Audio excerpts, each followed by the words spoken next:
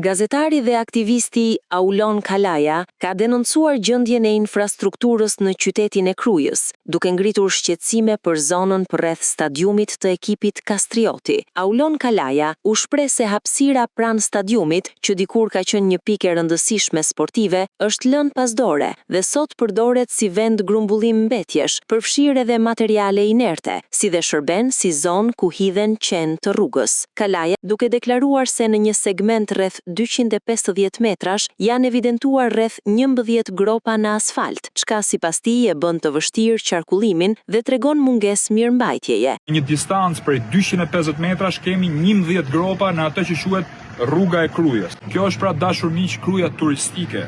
Prandaj thirrje, rregulloni rrugën e Krujës. Ai e cilsoi këtë situatë si një problem serioz për qytetin, duke kërkuar më shumë vëmendje për infrastrukturën lokale dhe për zonat publike pranë objekteve sportive.